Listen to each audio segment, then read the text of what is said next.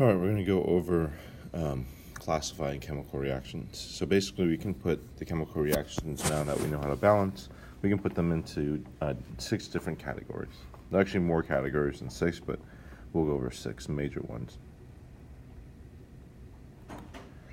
The first one is called a synthesis reaction.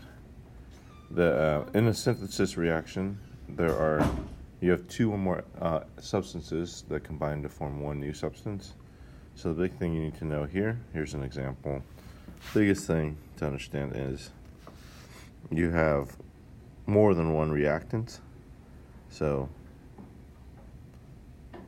more than one. So you can see here more than one. You could also have like 3 reactants. So go to one product.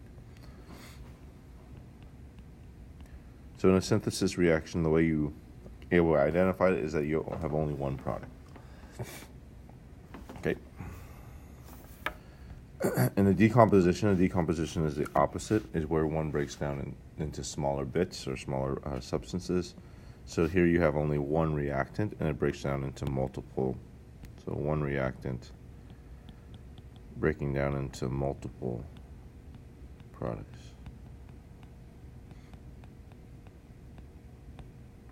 Okay.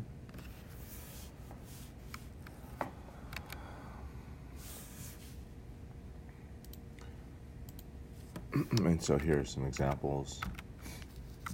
But the biggest thing is, notice you always will have one reactant breaking out into 2 or 3 products. Combustion is the next one. Combustion you already know, since we did that in the candle lab. Combustion is when you mix a hydrocarbon. So here you have a hydrocarbon. So hydrocarbons is just anything with carbon and hydrogen. So those are the only 2 elements in a hydrocarbon. There's different types. You have C2H8, or I should say H6. That's another hydrocarbon. CH4 is methane. This is called ethane. And then you always have oxygen, and then you always yield carbon dioxide and water. So the hydrogen or hydrocarbon plus oxygen always yields carbon dioxide plus water. All right.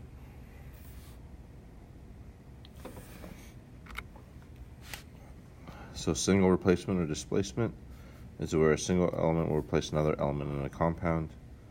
So in this example, you can see here you have A, and then B and C are 2 elements in a compound. Usually it's ionic, and then so what happens is that the A basically kicks out the C, and now you have A paired with B, and then C kicked out. Okay. So there's the example. We'll talk about the activity series tomorrow. But here you can see in our example we have lithium.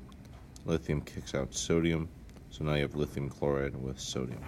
Okay.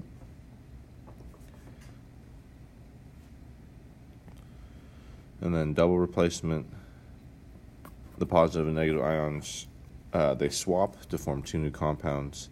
So you can see that in this case, A stays, but B and D swap. So now you have A with D and C with B.